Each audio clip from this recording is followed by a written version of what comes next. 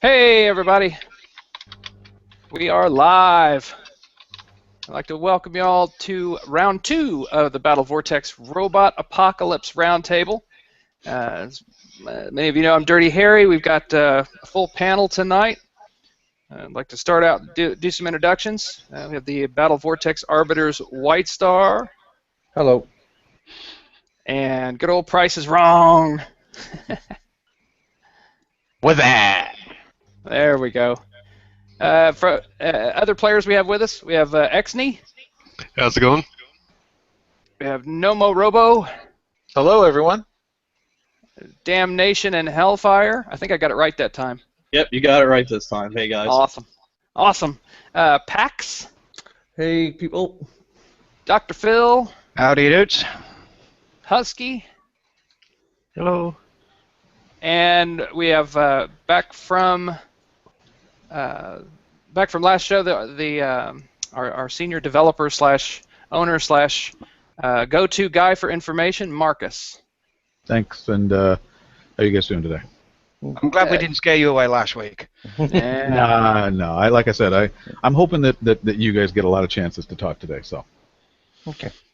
All right, on with the Harry's housekeeping. Since it is a round table, but we are going to try to kind of add in some of the information that's been released. First and foremost, though, we want to get the drinking word out there. I've already started. That's why I can't talk. I think we're going to roll with quality today, since hopefully that's something that we're all seeing in the game these days. I know that I've noticed it. That's why I kind of picked that word. So moving on to the second item I had on the housekeeping list, the latest release notes, which you guys can find if you're in the game. You click on Community down at the bottom. The first thing that comes up, at least at this point, the first thing that comes up is the release notes from the last release that was implemented on Thursday. The team implemented the battle log, which has been talked about a lot in been talked about a lot in chat. The maximum population loss on a base hit has been lowered to 5%, and these are all topics you guys can jump in and talk about. I'm just reading through what the release notes are.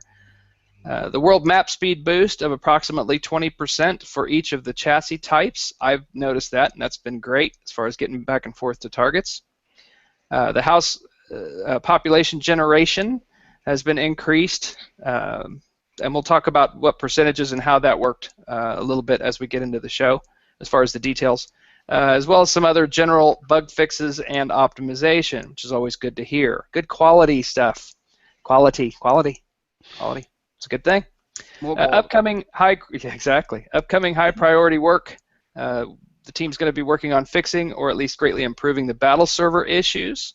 I haven't noticed as much of a problem over the last week. I don't know if that's just because of when I've been on or if we've already started seeing some improvements there.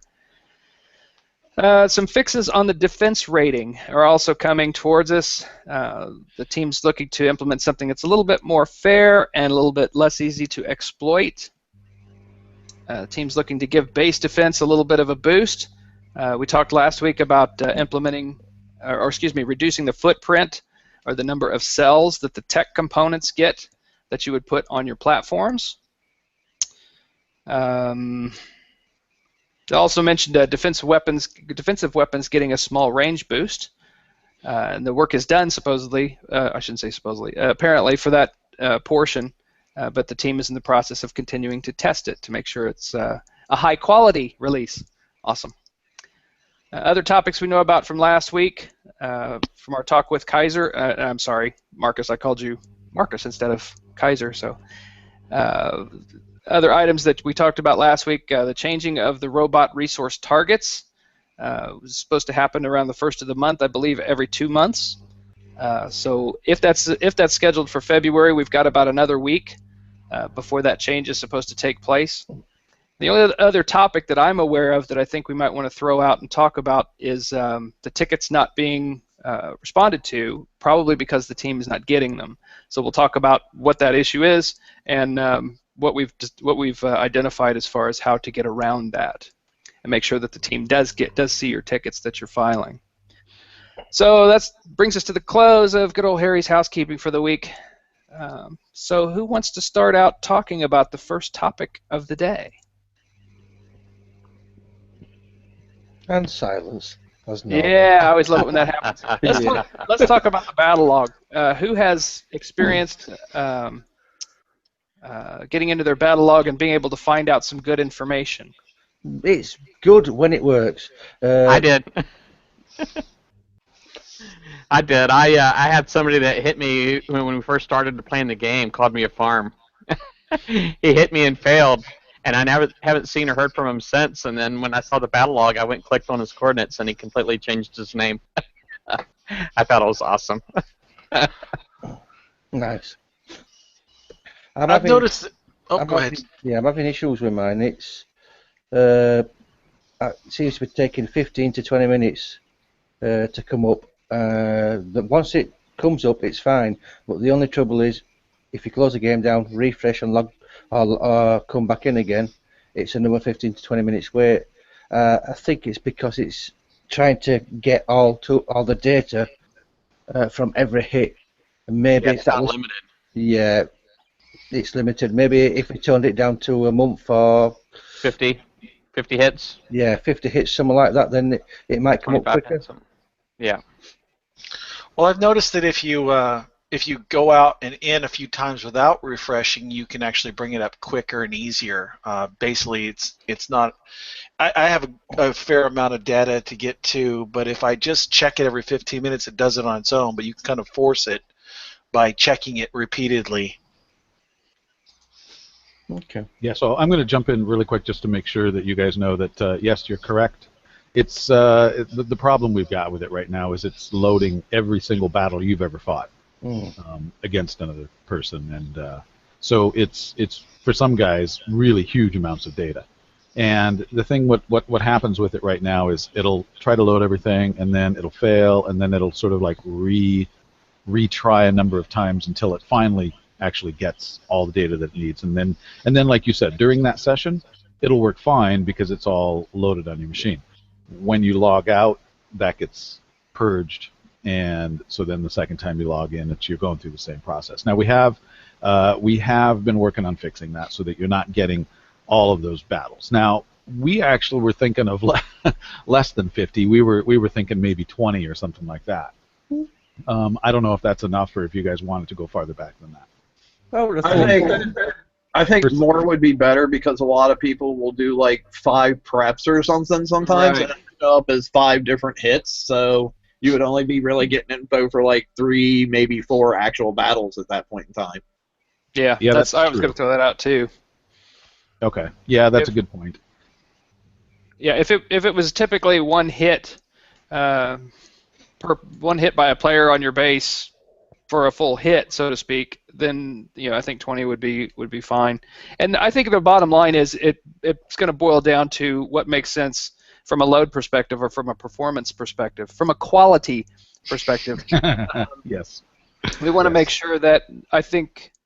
Hopefully I'm speaking for a majority, at least, of the players when I say that I would be more concerned about the last 3 to 5 actual hitters being able to find their information. So, however many hits or however many entries in the battle log are necessary to show that many people back, I think that's more important. Okay. All right. That's good for us to know. There's plenty of information on it, though. It is a nice battle log, the way you set it up.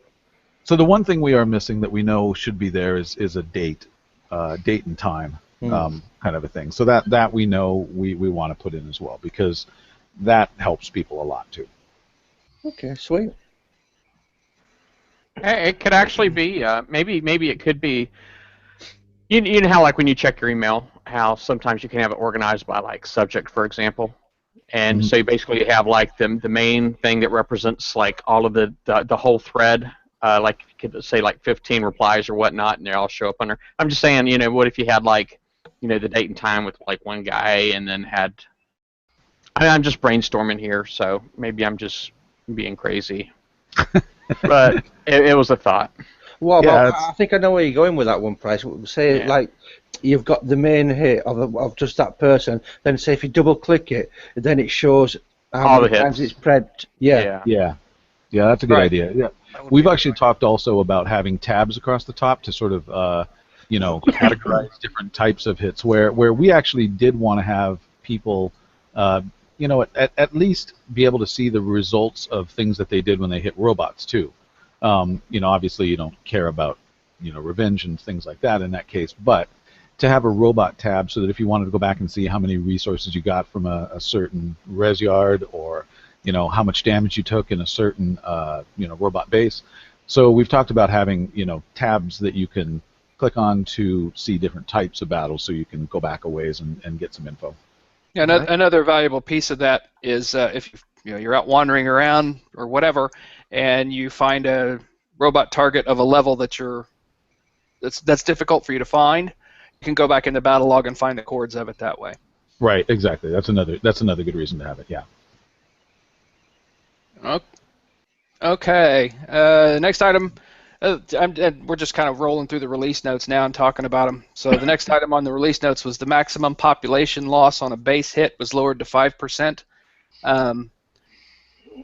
What do we think about that? It was a quality decision. Awesome.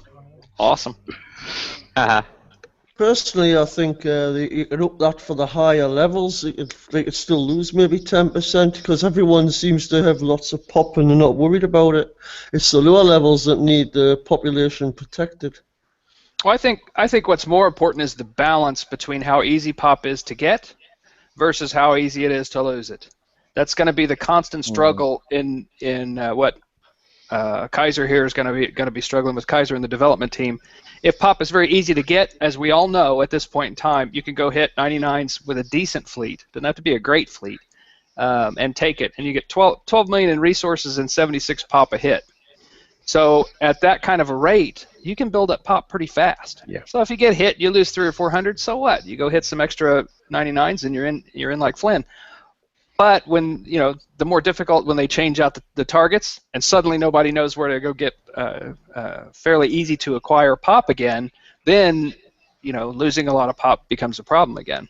So it's kind of a balancing act, the way I see it.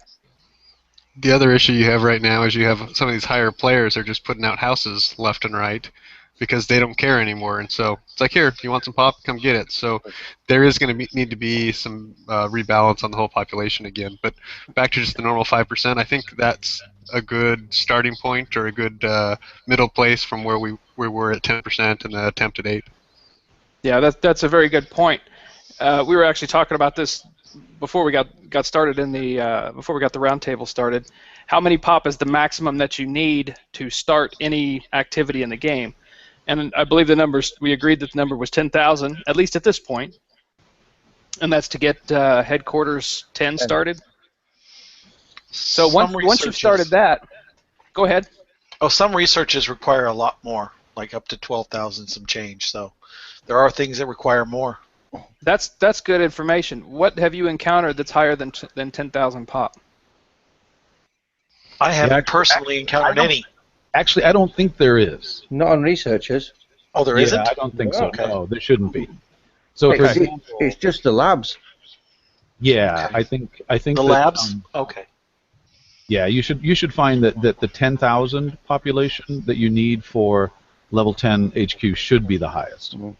Okay, so as we get more players, that once they've started that research, there's not going to be much need for them to have that kind of a quantity of pop. Now, granted, getting your labs upgraded is still going to require you to have pop, but not anywhere near that amount.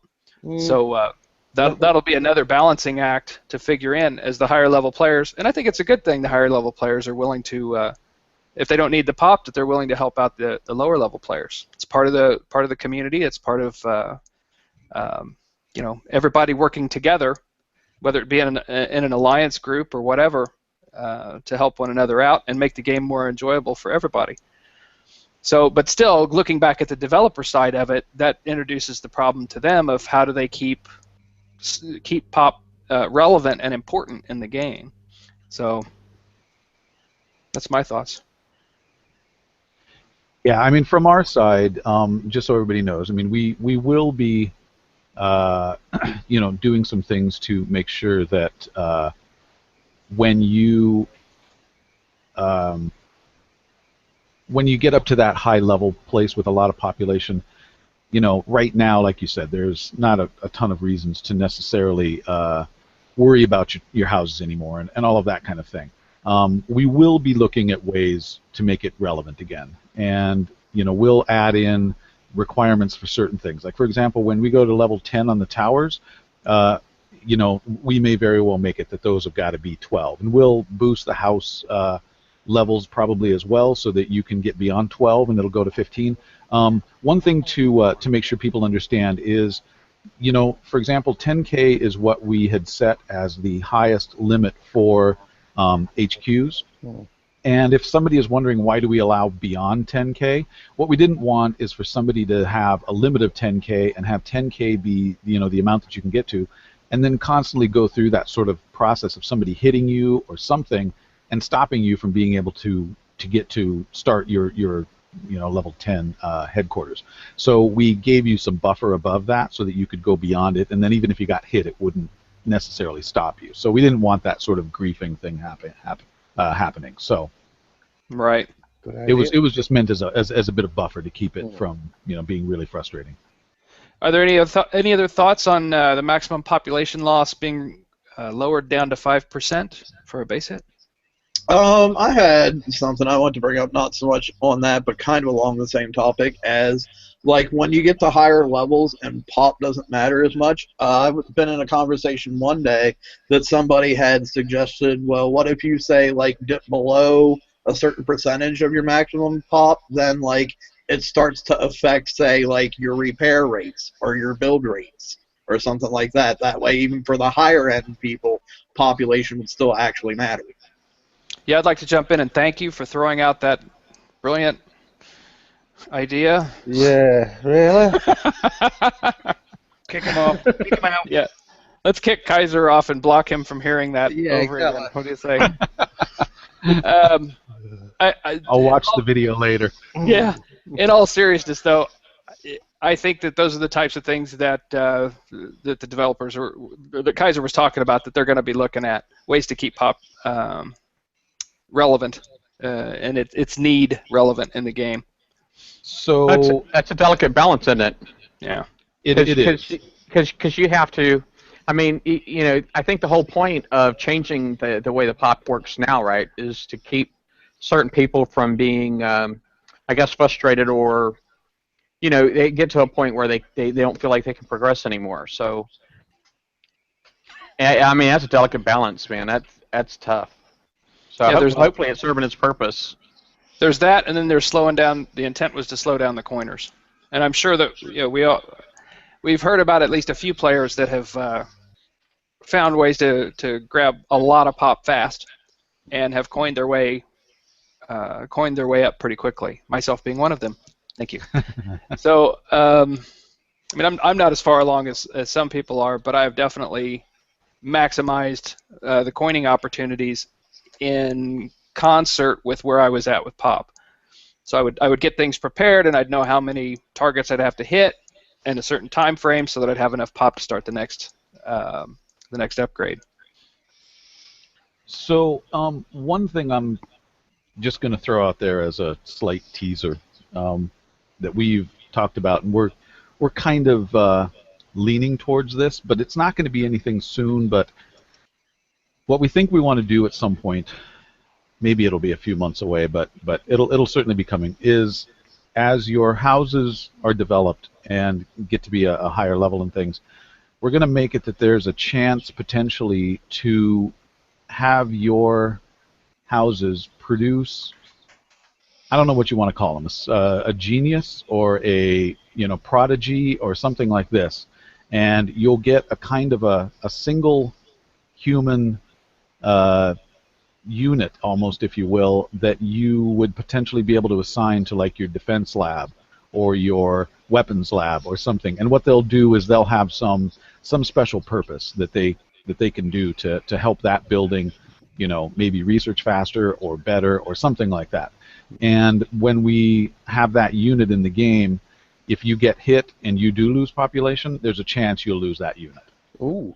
So it would be a kind of a thing where you can have these prodigies may be assigned to each building, but when you get hit, if you lose a whole bunch of people, you might lose them all, I suppose, in a horrible chance situation. But you might lose one, and that'll knock you back a bit. Nice. Yeah, different ways to keep up the quality of the game and manage the importance of pop. Yeah, so think of it that we might be introducing something like leaders in the future. It's something that we discussed a long time ago and kind of like the idea. We knew that it was a farther on thing, but that's something to sort of think about in the future. I haven't posted that one anywhere, so you guys heard it here first, I guess. Yay, we have an exclusive. Yeah. You heard it on Battle Vortex first. Yep. Well, I know that the defense ratings were a way to keep the big guys from hitting the littler guys, but it still seems like the bigger guys are going to have the advantage no matter what your defense rating is, because they can use the higher tech on the lower things to come in, say range enhancements and whatnot. Is there ever going to be a balance to that? Well, so the way we actually had always intended, and it unfortunately doesn't work this way right now, but we always intended that when you put together, if you're a high-level player and you put together a fleet of gauntlets, let's say, or a squad, I should say, as always, and when you put together a squad of gauntlets, for example, that you get, there's some value that fudges your squad rating higher than it normally would be. So if that gauntlet squad rating would be an 8, but you're a really high level, maybe for you it comes out to being a 10 or an 11, because we do know you have the opportunity to put higher level parts on, and just also the experience and all that kind of thing of driving and such. We figured we would fudge it up, but that does not work right now. So I don't know how you guys would feel about that. I mean, would that feel like we were being a little too harsh on the experienced players and the higher level players, or would you think that'd be fair? Really? I don't know about that actually, because I've been trying to work out a decent build for battle axes and for cutlasses using the velocity boosters, and you just can't. I think your max you can go with a decent mortar on is somewhere around about 15.25, and you're still going to get hit by missiles on them sort of fleets. So it's only the longswords that are causing the problems with the range boost. Yeah, I think and that's what we've sort of seen is that we just need to try to figure out something with the longsword, and I mean we have ways that we could make it so that it gets to be a whole lot harder with the longsword, but we haven't done that yet. So I mean we'll figure out some way to make sure that things are a little bit tougher. But yeah, the range that can get boosted out to, I think it's actually almost 20. Yeah. That really, is a little farther than, I think we thought it was 19.5, but it's actually a little farther than that. So anyway, but I think you're right. I think that the tanks below the longsword generally seem to be at least reasonable, I guess. Yeah. But yeah. So anyway, we're looking at that stuff too.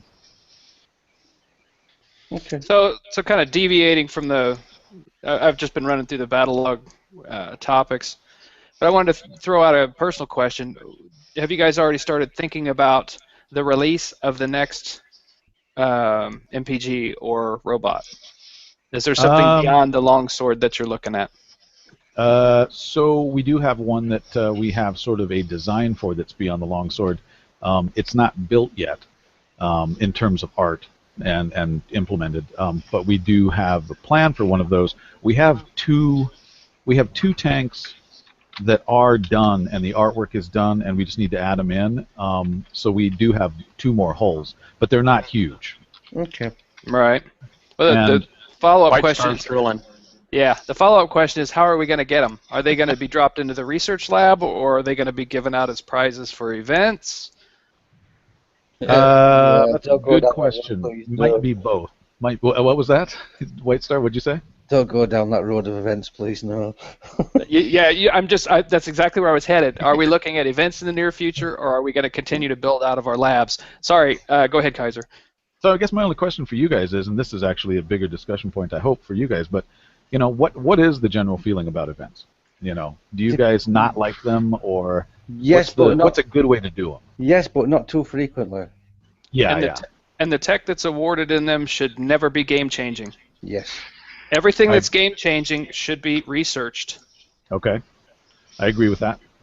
And if we have events, just so you guys know, we had always said that we would never want to do them any more frequently than maybe 6 weeks, but probably more like 8 weeks, so every 2 months. That's fine. So, we wanted people to have the ability to, maybe get something in a raid and then actually build it and play with it a bit before another one came up, because we're not fans of people just constantly falling behind and feeling like you're, on this horrible treadmill that you never get anywhere on.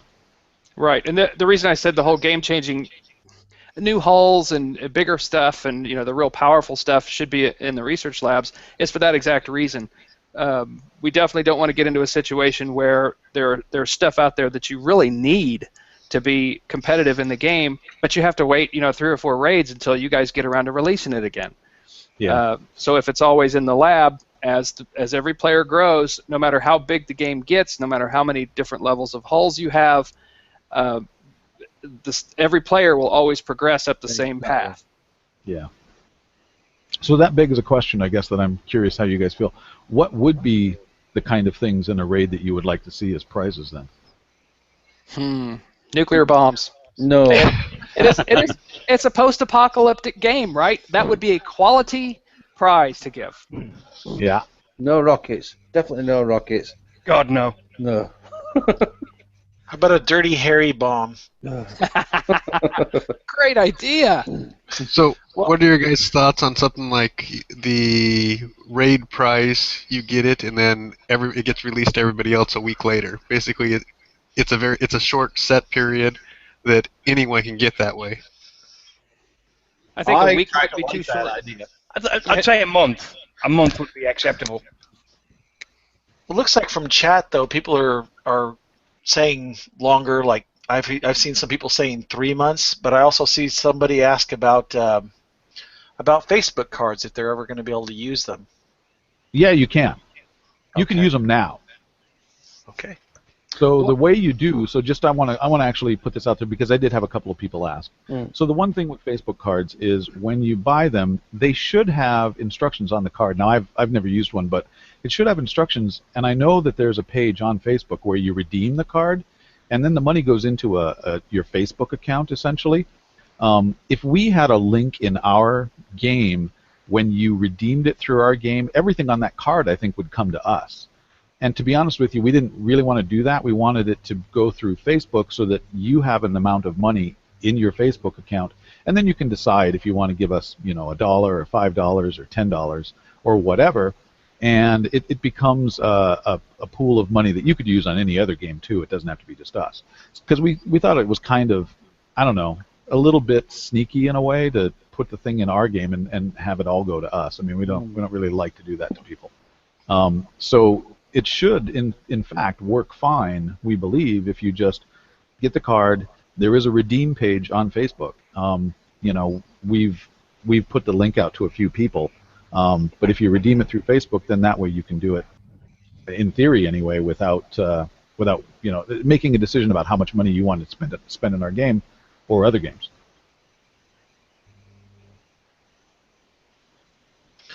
Well, thank you. That's exactly what I was being asked, is because people were saying that they had tried to use them and they couldn't figure out how to. So that's exactly what they needed to hear.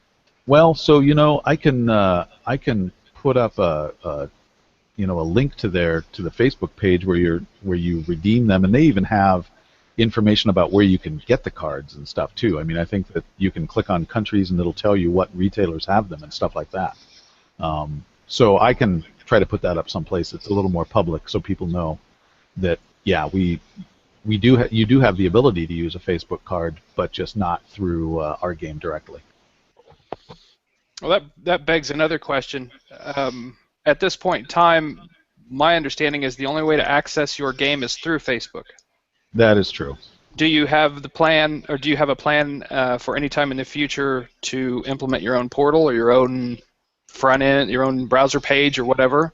Yeah, well, so the only problem that we've got, I mean, to be honest with you, we really don't want, because we're such a small company, we really don't want to deal with all of the financial aspects of taking cards and all of that. And even though there are a lot of services out there that would do it, we're not sure that the difference in what we pay Facebook, or what Facebook takes, I should say. We don't pay Facebook; they just take money out because they're the ones that collect the money.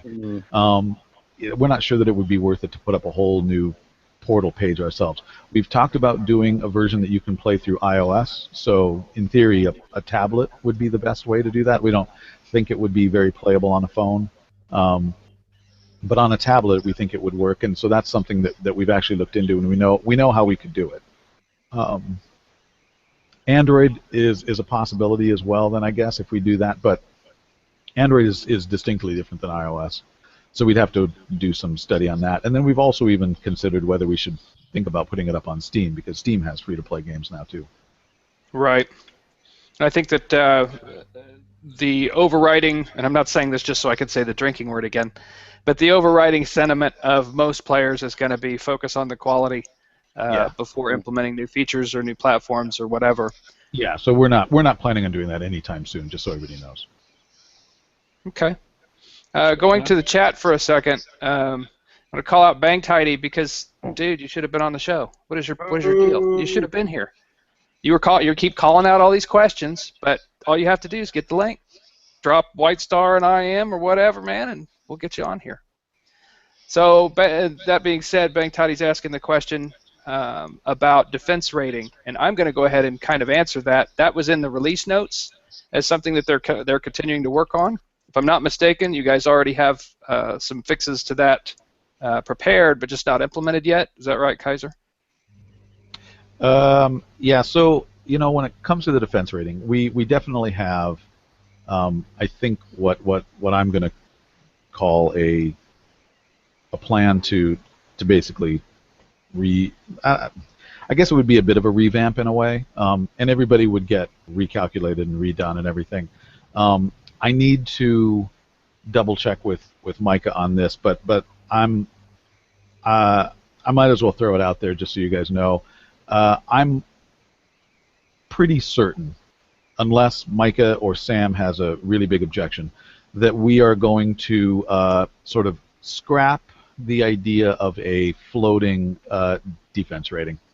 It was something that, and this is the tough thing with game development. It's really easy to come up with an idea and kind of get married to it and really want to make it work. And this was an example of a design decision that we worked really hard to try to make work, which is a floating defense rating. We wanted something that would reflect how well basically we wanted a good number to reflect how strong your base was, because we know we can tell how strong your base is based on weapons and walls and just sort of general numbers. But what we would have a really difficult time is evaluating your layout and knowing if your base is laid out effectively or ineffectively or what. And the way we kind of went about doing that was hoping that this floating defense rating would kind of reflect that. Now, in practice, it just has caused, unfortunately, more problems than it's fixed. And like I said, I think we got a little married to it, and we got a little too,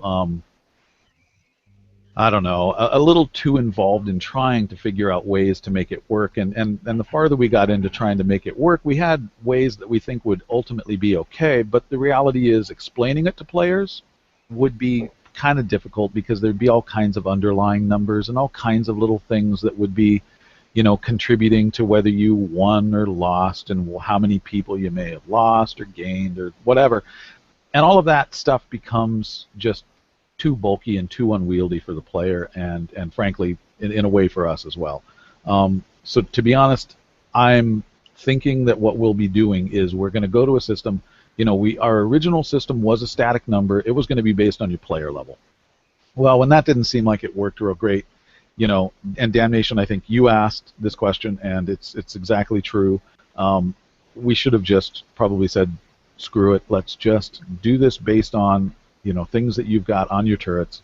Let's do it based on probably how many walls or how upgraded you are on walls, and kind of leave it at that. And I think that's what we're I think that's what we're looking at doing right now. And so my guess is that that will probably happen hopefully within the next week. It's going to kind of depend on what happens with the battle servers and how quickly we can fix some of the wonkiness there. If that comes around and we get it kind of, leveled out, the defense rating thing is going to be happening pretty soon thereafter.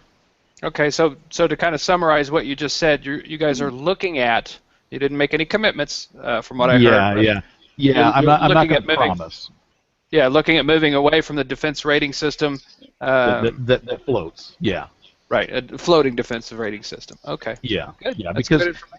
it just was really. I mean, we had so many cases where we just honestly we didn't sort of foresee that people would do things to like artificially push defense ratings up, and we figured out that there were ways to be able to artificially push them down, and trying to make it so that that kind of stuff just couldn't happen was really difficult, and we weren't 100% certain that any answer we came up with was going to actually fix it. Do you know what I mean? Yeah. Right. My main concern was because of my level of my fleet is level 42, so that means I can hit 34 and higher. So if I go hit a 34 defense, go in and prep, come back out, do a 24% prep, so he's not bubbled, and try hit him again, I can't because his defense has dropped to 33. Exactly. Well, that was a waste of my time. Yep, exactly. And this is why we know that it ultimately, as much as we like to think we had good intentions with it, it just was a failed system. Interesting. And we will be the first to admit it. It was one of those ideas that we took on with, like I say, good intentions, but it ended up making more hassles and more problems and more frustrations for players than we really wanted. So hopefully this will help, and then everybody's defense rating is going to get a recalculation purely based on that stuff I mentioned, which is how strong are your turrets, and it's going to look at weapons, so that it's not going to look at the number of cells or anything, probably not even the number of levels in your towers, because if you don't have weapons on your tower, it's essentially just about worthless. But we'll look at the parts. We'll look at only the parts on the turrets. Yeah, but that could be leading to a game making sure that they don't build the towers, so the defense stays low. Well, so the thing is, we sort of figure if somebody really wants their defense low and not build towers, then somebody can just pound them all the time if they really want. What about if they build towers but put no weapons on them? Well, that's what I mean. If they don't put any weapons on, in our opinion, then they're a sitting duck to anybody, and somebody can just roll them, and then they lose some population, they lose some resources continually until hopefully they decide, gee, I probably should start to defend myself. So that's kind of the thinking that because we thought about that, and we thought, well, what if a person, they may be a level 40 player but have a defense rating of 5 because they don't have any towers or their towers don't have any weapons. Well, we thought, well, if you're a 40 and you don't mind getting beat up by all the 5 level players, fine, if you're okay with that. So it's going to be based just on your level, and what will the range be of you being able to hit? Well, so it's going to be based on what's on your turrets.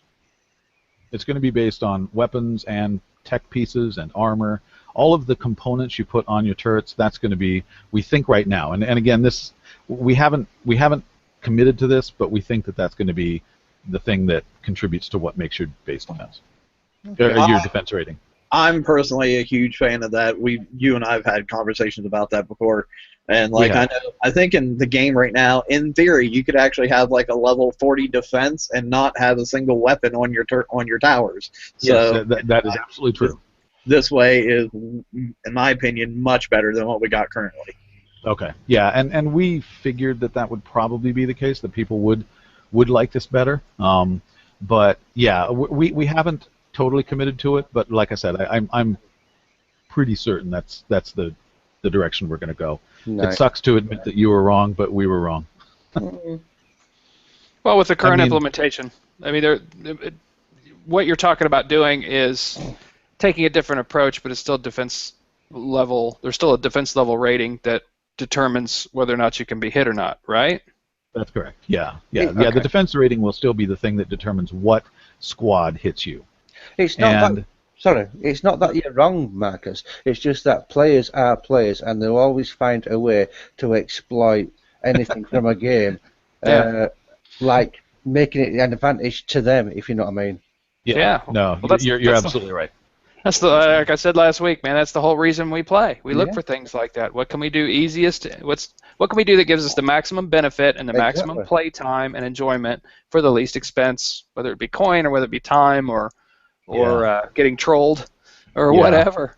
Well, and I mean, I hate to say it, but some of the guys that figured out ways to sort of manipulate that number and make it, use it to their advantage, I looked at some of the stuff they were doing, and a part of me wanted to say, nice job, you figured out something that I'm not sure I would have. I mean, and we didn't get. So, I mean, I have this sort of begrudging respect for the guys that figure out all the back doors for getting extra stuff and things. So yeah, it's yeah. Anyway, so that's where we're at.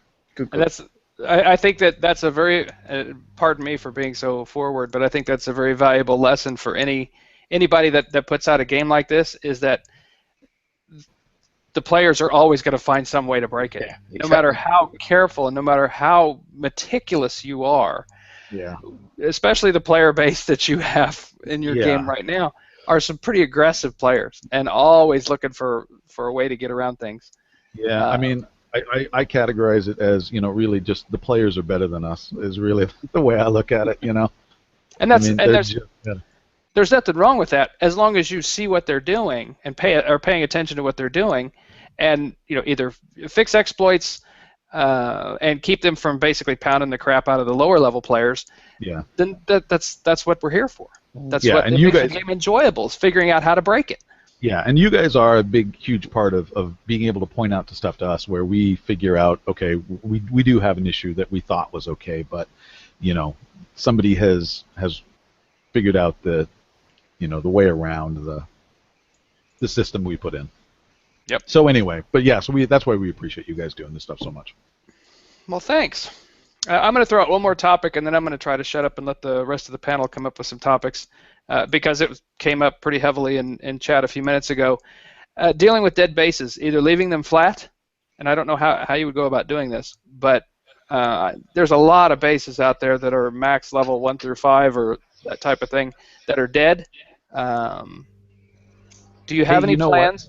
Go ahead. Hey, let me ask you guys a quick question. I'm going to swap out to Micah again if he's willing, and he can answer this question, because I think it's always good for him to answer some of this stuff. That's great. We appreciate both of you joining. Yeah.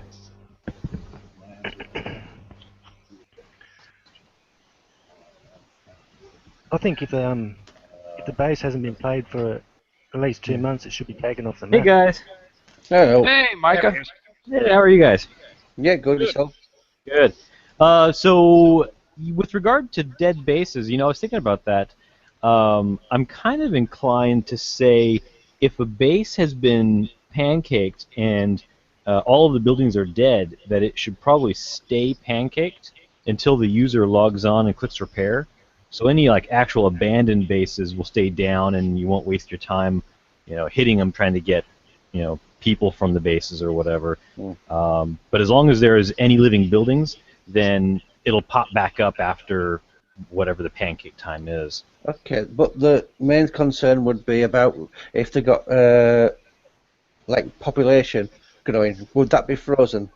Because they could just leave it for a couple of weeks and log in and go, oh, I've got pop now, I can start upgrading. Well, so the houses don't generate population when it's blown up.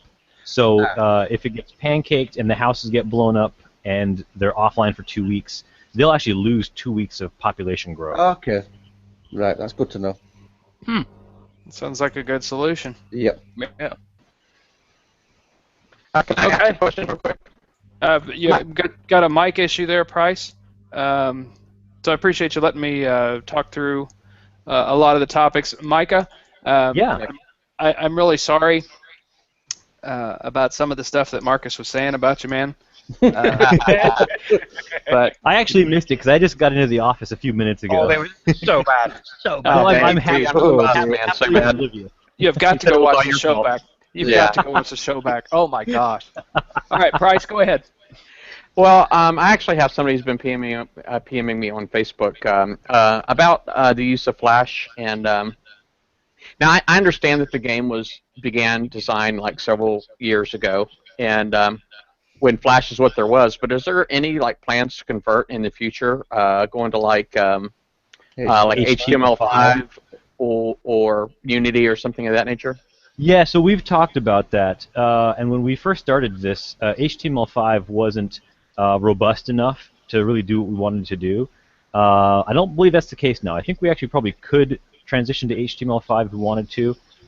Unity, I'm a little less inclined to go that direction because it requires additional plugins for your browser to actually run the game, and any extra friction for the user on the user side to just run the game, I think is a bad thing.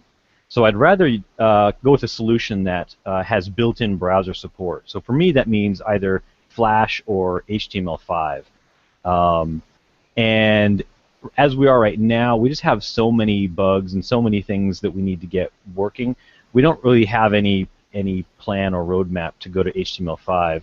But if Flash is a problem, you know, if it has if it's an ongoing problem for us, we would certainly be open to doing that. And considering the bulk of our game is actually on the back end, on the servers, it wouldn't be an insurmountable task to do that. Well, I heard you mention browser support. Yeah, Unity has no browser support anymore. They pretty much killed it off end of last year. Yeah, and that scares me because I don't want to do something. I don't want to go with a solution that would require users to jump through, you know, crazy hoops enabling some other plugins, and because you're just going to drive people away that get scared by that stuff. Like, I'm not sure that I'd install, you know, some unknown plugins to try to, you know, play a game. Yeah, keeping it standard is important, but at the same time, you got to stay up with what the standards are. Yeah. So I understand the question and where that came from. Yeah, and I do know that with HTML5, I think we'd have better support on mobile devices as well. Windows phones and tablets and things like that would be better. The support there is better than Flash, I believe. Yeah. Cool. Well, thanks for the answer. Yeah. Trying to keep with the roundtable format. I haven't heard much from Husky or Pax. Specifically, do either one of you guys have a question you want to throw out to the panel or something you want to talk about? Yeah, I think after a certain amount of time that the bases should be taken off the map, like say 2 months or something like that. Like Yeah, that's a very good idea. We just haven't had these bases in here long enough to worry about that. But absolutely, and there's a good number of these bases. We probably have a couple thousand bases that are dead and are going to probably stay dead forever. So we probably should take them off the map. We just hadn't quite gotten to that point to committing to that yet. Cool. I certainly don't want the world to be littered with you know, dead bases. Yeah. No, that's a good idea. Well, Pax, did you have anything you wanted to throw out? I just wonder whether there was any sort of time for the fix to do with having like 2 battles at once, because I mentioned last week that when your squad was, when your base was getting hit with someone, you couldn't actually attack anything if you had a squad on the map. Yes, I'm actually looking into that today. We had a number of pretty significant bugs come in this last week, and that kind of took a lot of my time. But today I'm actually looking at the battle issues, and that's one of them at the top, near the top of the list. Cool. Very cool. Quality, exactly. Get the quality fixed. Stuff like player bases that don't go away, you know, we could deal with that. But the battle server issues, as I'm sure you're well aware, that's definitely a much higher priority, and we appreciate the fact that you guys are smart enough to know what to prioritize. Yeah, thank you. Because it's always a quality thing, hey? The drinking word is quality. Drinking word is quality, by the way. Dang it, I don't have anything to drink. It's all right, Harry's drinking for everybody. That's right, you bet your ass I am. Okay, so who has the next question? Yeah, I reckon in the raids as well, we should have like build tokens and research tokens and stuff like that. That'll come in handy as well. Yes. Yeah. Marcus and I were talking about that actually, but we don't want to push out raids too soon while we still have major problems with the battles going on. Yeah. But yeah, we were absolutely talking about stuff like that. And we have some pretty exciting new parts that we're talking about too, new tech and new weapons that I think people are going to be really excited by when the time comes. Excellent. Growth is important. Yes. Quality growth. Yeah, yes, quality growth. Growth is important. Good. Good use of the drinking word. Give me just a moment, please. No. All right. What's next? Well, I just wanted to remind people that have put in tickets so far that they can go back to their tickets and even comment on their tickets to make sure that they're getting through. Yes. So, Mike, yes. Michael, were you aware of that issue? The issue of putting comments on tickets? The fact that I guess first time submitted tickets were not getting emailed to you guys or something like that? Yes, that is correct. The software that we use it's set up to send us an email, but it's just not working. But we will get emails on replies to tickets, and I have no idea why that is. But so Marcus and I just have to stay on the website, on the Fresh Desk website, watching for new tickets coming in. So if you guys think that we missed something or it's fallen through the cracks, yeah, just send us a reply to the ticket, and we'll get the email. Unfortunately, this software is third party. It's not something that we wrote. We actually paid Fresh Desk for it, and they don't appear to recognize that this is a bug. Interesting. Yeah. Well, it's actually good. It's good to hear that you guys are focused on coding a game, not coding a bulletin board system or a ticketing system. Yeah, exactly. Yeah. Plenty of those out there for free. Yeah. Or cheap, at least. I'm actually not too happy with Fresh Desk because it's these bugs as well as the interface is kind of confusing on the website. So eventually I wouldn't mind going to something else, but like you said, the game's more important, so we can deal with that later. True. Yeah, and the other thing is you guys are fairly regularly in chat. So if somebody's we absolutely try to be. Somebody's throwing a fit about something, chances are likely if they keep talking about it, eventually you guys are going to catch it in chat and be able to deal with it, or at least know about it at that point. Yeah, yeah. Okay, who's next? Alrighty then. Looks like everything's been said. Okay. Well, I thanks, had a guys. question about. I had one thing, if I may. Yeah. The map itself, we've got these 20 sectors, and we can only access a few of them, and we've got a need to hit more targets because we've got more players fighting for fewer targets, basically, now. And is there any chance we're going to get a chance to go out into the sand, so to speak, to hit them, or maybe move out to them? So you mean like a base relocate, or do you mean to be able to travel beyond the 20 sectors? Or just move out to them, because like I'm on the edge of a sector. I can't go north at all. I can't even move my squad out north, and I can tell there's probably something out there, but I can't quite get out there to it.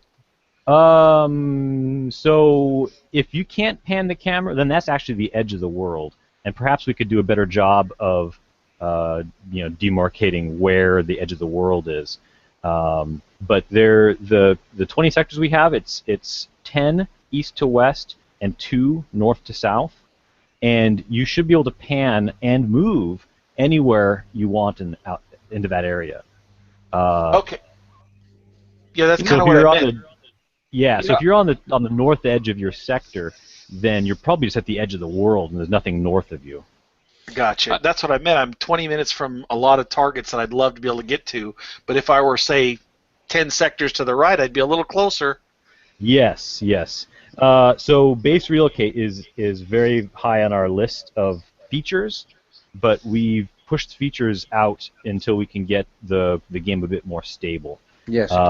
Unfortunately, I don't have the ability to go in and directly move your base on the servers. We actually need to get the relocate system in place to be able to move your bases around. Well, I guess my concern was, being that they're so far away, and this is as fast as my squads will go, is to that target. It's gone from 25 minutes to 22 minutes, and that's great, but it's still a two-way trip. and most of the time I get there You can long before readjust that, long before somebody hits it, cleans it, and moves, and I get to. So this is a 99 that you're trying to get to, is that right? Yeah, there's quite a few of them, but I mean the nearest one to me is 6 minutes. I can't even hope to have that one.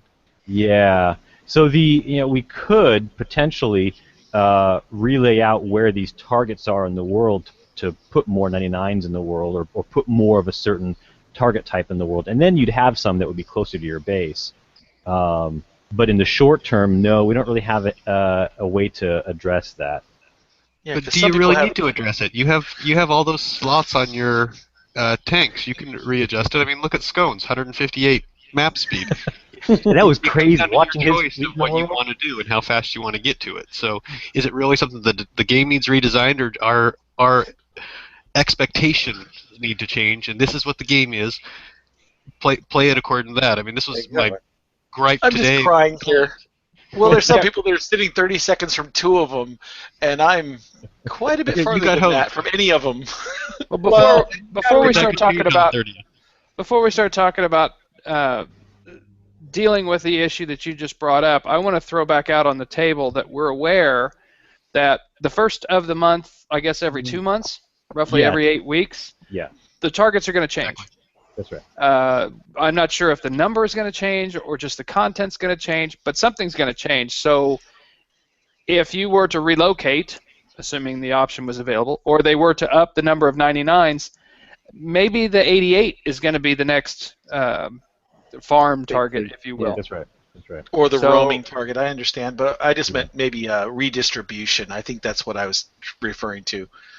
Will they be redistributed evenly? I think the way they... Go ahead. At the moment right now, they are set up to not move around. So they'll be, every time we reboot the server, they should come right back to where they are right now. And then when we update content the first of the month, then at that point, they will potentially move around. Now, if you guys wanted them to move around on a more regular basis to, give everyone a more fair chance to be near something they want, we could certainly think about that. But it was originally designed to have these guys come in a fixed location and stay there for the duration. Right. I think the fixed idea is better. At least then you can nav point them so you know where they are, rather than keep having to look around for them. Yeah, and that was what I was worried about, that people would log on and all of a sudden have no idea where their favorite target was at. But can I ask another? There's another point. Sorry. Yeah, go on, Pax. I was just wondering if there's any way we can sort of speed up the collection of the res, because it's taking like half an hour to drain a 99 as an example. That's a good point. We hadn't really talked about that. Yeah, I think we'd be willing to entertain ideas on that subject. I'm not sure exactly how we'd go about doing it. I think maybe... that sorry to interrupt. I think that the important point to remember is the targets that we seem to be able to hit and farm more easily with less damage take time to mine the res out of them. Yeah. So the easier targets to kill are going to take longer to mine from. The tougher targets to kill, you're going to get the prize, the res, the pop, whatever, instantly, but it's going to give you more damage.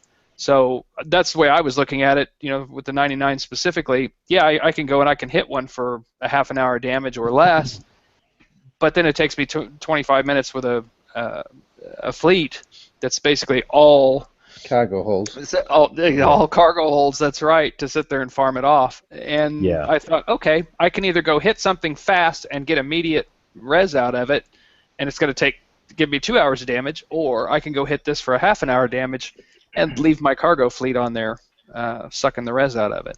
Yeah, and when we were designing these things, each target has a rate that you can draw the cargo out of it. And then the thinking was that anything that requires time would give you more cargo because you're committing to being there for a longer amount of time. And the things that you kill and get the cargo immediately from, like the roving cargo convoys or the robot bases, they would give you less resources because they are instantaneous. That was the other factor that we were thinking about. And when you guys bump up from last week's show, you were talking about, I don't remember if it was you or Kaiser, that was but Marcus. is Marcus talking about upping the res by roughly 20-25% on the targets? Yeah.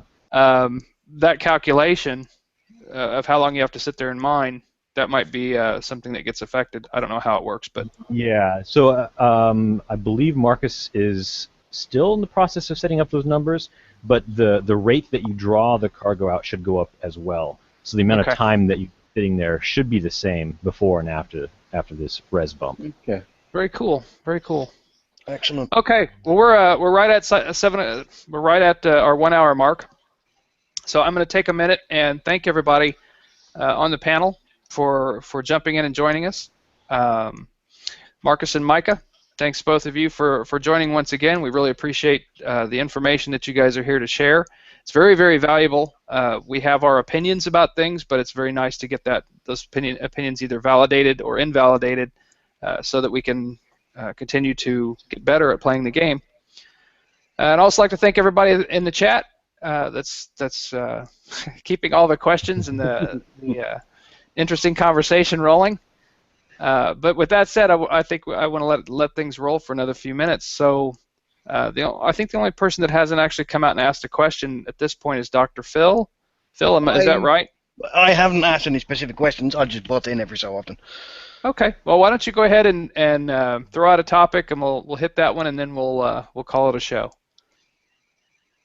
Maximum times for certain things is something. I'm not that far into it. Everything else, I haven't been a dirty Harry and dropped a whole bunch of money in it yet. But I'm getting in there slowly. I'm just wondering, maximum build times, maximum research times. Is there anything of that? Because I really don't want to get stung like I have been several other times before.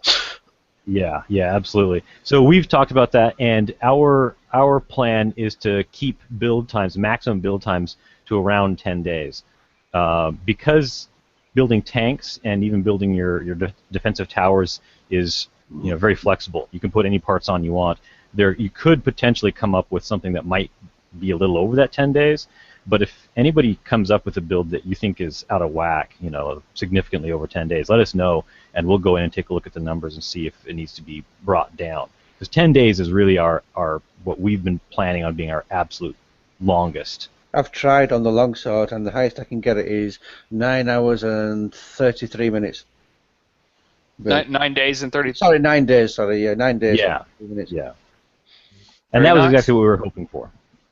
So we were talking to Marcus a few minutes ago. Sorry, Dr. Phil, I'm going to ask a follow-up. Go for it. We were talking.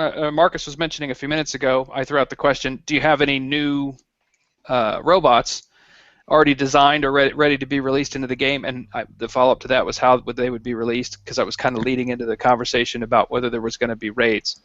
Anyway, getting back to the actual robots, that 10-day max build time, if you're bumping up against that with longswords, and you introduce another 1, 2, 3 new, bigger, more powerful robots, what's that going to do to our build times?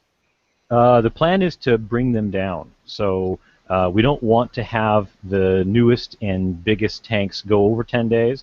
If we introduce a new, bigger tank, then we want to adjust the build times of everything smaller than that to keep the maximum build time at about 10 days.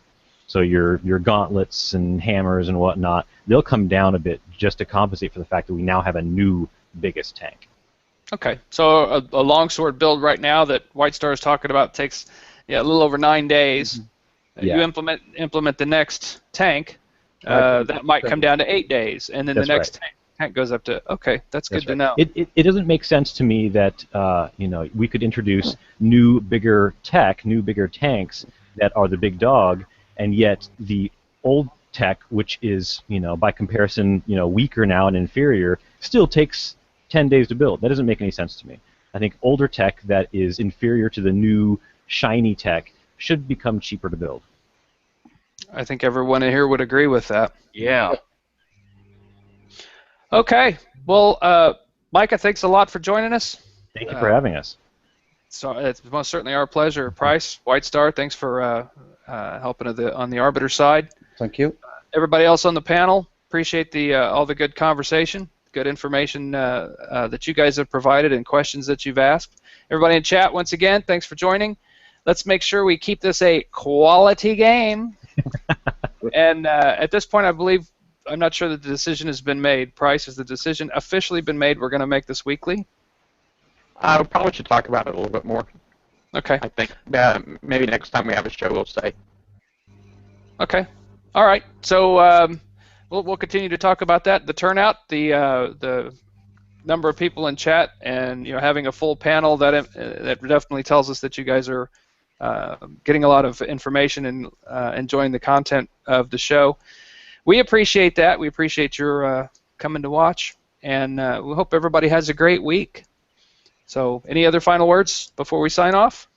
Quality game. Make sure it's a quality game. Absolutely. All right. Thanks, everybody. Thank you. Absolutely. Thanks. Have a great week. Bye. Goodbye, everybody.